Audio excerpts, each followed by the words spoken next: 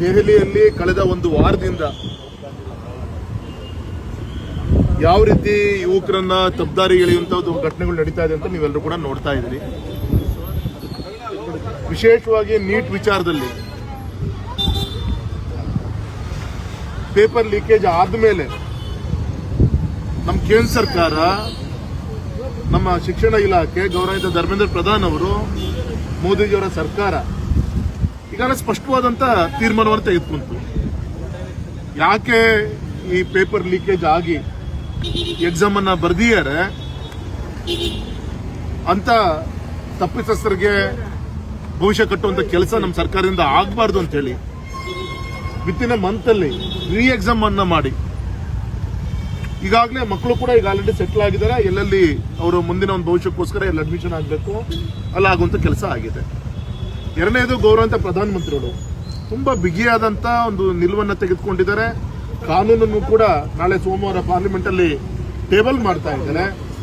ಈಗಿರುವಂತ paper leakage ವಿಚಾರದಲ್ಲಿ ಸಂಬಂಧಪಟ್ಟಂತೆ ಕಾನೂನೇನಿದೆ, ಇನ್ನೂ ಬಿಗಿಯಾದಂತ ಕಾನೂನು.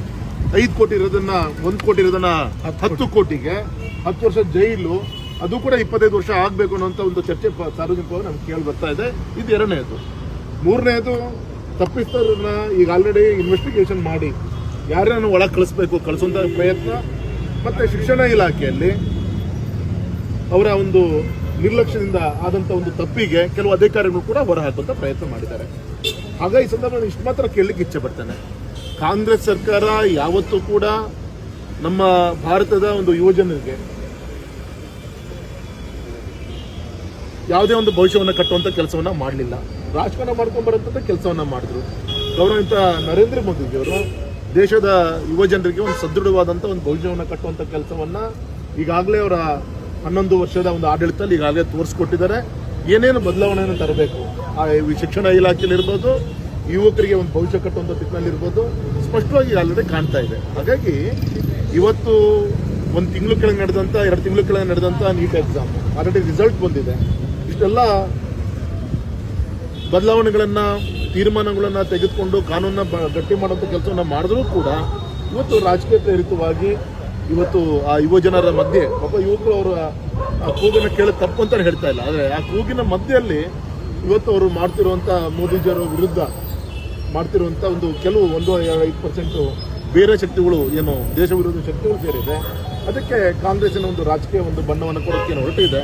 ಇದನ್ನ ಯಾವುದು ಇವತ್ತು ಯುವಜನರು ಸಹಿಸಲ್ಲ.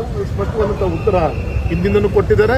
ಮತ್ತು ಇದು ಯಾವುದು ಕೂಡ ಮೋದಿಜಿಯವರು ಹೊಸತಲ್ಲ. ಯಾಕಂದ್ರೆ ಅವರ ಒಂದು ಮುಖ್ಯಮಂತ್ರಿ ಇದ್ದಾಗ ಅವತ್ತು ಆದಂಥ ಒಂದು ಘಟನೆ, ಆ ರೈಲಿಗೆ ಬೆಂಕಿ ಹಚ್ಚಿ ನಡೆದಂಥ ಒಂದು ಇದ್ರದ್ದು ಏನು ಘಟನೆ, ಅದು ಯೋಧರ ಘಟನೆಯಿಂದ ಹಿಡಿದು ಇವತ್ತಿನವರೆಗೂ ಕೂಡ ನೀಟ್ ಎಕ್ಸಾಮ್ವರೆಗೂ ಕೂಡ ಮತ್ತು ಯಾವ ಸಂದರ್ಭದಲ್ಲಿ ಇವ್ರು ಬೆಂಬಲ ಕೊಟ್ಟಿದ್ದಾರೆ. CA ವಿಚಾರದಲ್ಲಿ ಇರ್ಬೋದು, ವಕ್ಫ್ ವಿಚಾರದಲ್ಲಿ ಇರ್ಬೋದು, ಈವನ್ ಇವತ್ತು ಆಗ್ತಿರೋಂಥ SIR ಆ ವಿಚಾರದಲ್ಲಿ ಇರ್ಬೋದು, ಯಾವುದಲ್ಲೂ ಕೂಡ ಯಾವತ್ತೂ ಕೂಡ ಇವರು ಬೆಂಬಲವನ್ನು ನಾವು ನಿರೀಕ್ಷೆ ಮಾಡೋಕ್ಕಾಗಲ್ಲ ಅಂತ. ಕಾರ್ಗಿಲ್ ಸಂದರ್ಭದಲ್ಲಿ ಇರ್ಬೋದು, ಎಲ್ಲ ಸಂದರ್ಭದಲ್ಲೂ ಕೂಡ ದೇಶದ ಜನರನ್ನ ಎತ್ಕಟ್ಟುವಂತ ಕೆಲಸವನ್ನ ಇವರು ಮಾಡ್ಕೊಂತ ಬಂದಿದ್ದಾರೆ. ಸರ್, ನಿನ್ನೆ ಬೆಂಗಳೂರಲ್ಲಿ ನಡೆದಂತ ಪ್ರತಿಭಟನೆಯಲ್ಲೂ ಉಮರ್ ಖಾಲಿದ್ ಪರ ಘೋಷಣೆಗಳು, ದೇಶ ವಿರೋಧಿ ಘೋಷಣೆಗಳನ್ನ ಕೂಗಿರುವಂತದ್ದು ಸರ್. ಎಲ್ಲ ಒಂದು ಕಡೆ ಬೇರೆ ರೀತಿಯಲ್ಲಿ ಯಾವುದೋ ಒಂದು ಧರ್ಮವನ್ನ, ಯಾವುದೋ ಮೋದಿಜಿ ಅವ್ರನ್ನ ಇಡೀ ಪ್ರಪಂಚ ಇವತ್ತು ಪ್ರೀತಿಸುವಂತ ಒಬ್ಬ ವ್ಯಕ್ತಿ ವಿರುದ್ಧ ಅವಹೇಳನಕರವಾದಂತ ಪೋಸ್ಟರ್ಸ್ಗಳನ್ನ, ಮತ್ತೆ ತಾವೇ ಹೇಳ್ದಂಗೆ ಉಮರ್ ಅಬ್ದುಲ್ಲಾ ಒಬ್ಬ ಟೆರರಿಸ್ಟ್ ಖಾಲಿದ್ ಅವ್ರದ್ದು ಕೂಡ ಆ ಒಂದು ಭಿತ್ತಿ ಪತ್ರದಲ್ಲಿ ಫೋಟೋಗಳನ್ನ ಹಾಕೊಂಡು ತೋರಿಸುವಂತ ಪ್ರಯತ್ನ, ಮತ್ತೆ ಇಂಥ ಒಬ್ಬ ದೇಶಕ್ಕೋಸ್ಕರ ಸಂವಿಧಾನ ಕೊಡ್ತಿರುವಂತಹ ಪ್ರಧಾನಮಂತ್ರಿ ವಿರುದ್ಧ ಎಷ್ಟು ಕೆಟ್ಟ ಒಂದು ಚಿತ್ರಣವನ್ನ ಬಿಂಬಿಸುವಂತ ಪ್ರಯತ್ನ ಇವತ್ತು ಕೆಲವು ದೇಶ ವಿರೋಧಿ ಶಕ್ತಿಗಳ ಒಂದು ಕೈಯಲ್ಲಿ ಕೊಟ್ಟು ನಡೆಸುವಂತ ಪ್ರಯತ್ನ ಈ ಕಾಂಗ್ರೆಸ್ ಬಿಜೆಪಿ ಏನ್ ಮಾಡಿದೆ ಈ ಕೆಲಸ ಮೊದಲೇ ಮಾಡಿದ್ರೆ ಇಷ್ಟೆಲ್ಲ ಸಮಸ್ಯೆ ಆಗ್ತಿಲ್ಲ. ಅವ್ರಿಗೆ ಅವಕಾಶ ನೀವು ಕೊಟ್ಟಂಗೆ ಆಯ್ತಾ ಸರ್ ಬಿಜೆಪಿ ಅವರು? ಸರ್, ವಿತ್ತಿನ ಮಂತ್ ಅಲ್ಲಿ ಈ ಒಂದು ಪಾಯ್ಸನ್ ಏನಿದೆ ಇದ್ಯಾವುದೋ ಇವತ್ತಿಂದಲ್ಲ. ಇವತ್ತು ಕಾಂಗ್ರೆಸ್ ಆಡಳಿತ ಇದ್ದಾಗ ಯಾವ್ಯಾವ ರಾಜ್ಯದಲ್ಲಿ ದೇಶದಲ್ಲಿ ಏನೇನಾಗಿದೆ ಈ ಪೇಪರ್ ಲೀಕೇಜ್ ವಿಚಾರದಲ್ಲಿ, ಯುವಕರ ವಿಚಾರದಲ್ಲಿ ಅಂತ ಒಂದು ದೊಡ್ಡ ಪಟ್ಟಿನೇ ಕೊಡ್ಬೋದು ಅಲ್ವಾ. ಇದೊಂದು ಟೂಲ್ ಕಿಟ್ ಆಗಿ ಮಾಡಿಕೊಂಡಿವರು ಈ ರೀತಿಯಂತ ಮೋದಿಜಿ ಒಂದು ಸರ್ಕಾರದಲ್ಲಿ ಇದು ಎಲ್ಲರಲ್ಲೂ ಕೂಡ ಮೊಸರಲ್ಲಿ ಕಲ್ಲನ್ನು ಹುಡ್ಕೊಂತ ಒಂದು ಕೆಲಸ ಮಾಡ್ಕೊಂತಾನೆ ಬಂದಿದ್ದಾರೆ. ಪ್ರಮುಖ ಆರೋಪ ಇರೋದು ಏನು ಸತ್ತೂರಲ್ಲ 19 ಜನ ಅವ್ರ ಮನೆಗೆ ಒಂದು ಸಾಂತ್ವನ ಹೇಳಕ್ಕೂ ಯಾರು ಹೋಗಿಲ್ಲ ಅನ್ನೋದು ಒಂದು ಸರ್, ಇದ್ರ ಬಗ್ಗೆ ಈಗ ಅಧಿವೇಶನ ನಡೀತಾ ಇದೆ. ಗೌರವಿತ ಪ್ರಧಾನಮಂತ್ರಿಗಳೇ ನಾಳೆ ಸೋಮವಾರ ಅವರು ಪ್ರೆಸೆಂಟ್ ಇರ್ತಾರೆ. ಈ ವಿಚಾರಗಳ ಬಗ್ಗೆ ಚರ್ಚೆ ಆಗುತ್ತೆ. ಈ ಎಲ್ಲ ವಿಚಾರಗಳು ಕೂಡ ಹೊರಗೆ ಬರುತ್ತೆ. ಯಾಕೆ ತೀರ್ಕೊಂಡ್ರು, ಎಷ್ಟು ಜನ ತೀರ್ಕೊಂಡಿದ್ದಾರೆ, ಯಾವ್ಯಾವ ಸಂದರ್ಭದಲ್ಲಿ ತೀರ್ಕೊಂಡ್ರು, ಇದೆಲ್ಲದೂ ಕೂಡ ನಾಳೆ ಬರುವಂಥ ದಿನದಲ್ಲಿ ಚರ್ಚೆ ಆಗುತ್ತಾರೆ. ಒಂದು ದುಃಖಕರ ಸಂಗತಿ ಅಂದರೆ ಈ ನಮ್ಮ ರಾಜ್ಯದಲ್ಲಿ ನಮ್ಮ ಕಾಂಗ್ರೆಸ್ ಇವತ್ತು ಪಕ್ಷ ಒಂದು ನಿಮ್ಗೆ ಗೊತ್ತಿದೆ, ಅಲ್ಲಿ ಅವರ ಒಂದು ಬ್ಯಾಕ್ಗ್ರೌಂಡಿನಿಂದ ಎಲ್ಲ ಗೊತ್ತಿದೆ. ಇವತ್ತು ಕಾಂಗ್ರೆಸ್ನ ರಾಜ್ಯಾಧ್ಯಕ್ಷ ಹರಿಪ್ರಸಾದ್ ಅವರೊಂದು ನೇತೃತ್ವ, ಇವತ್ತೊಬ್ಬ ಹೋಮ್ ಮಿನಿಸ್ಟರ್ ಇದ್ದಾರೆ.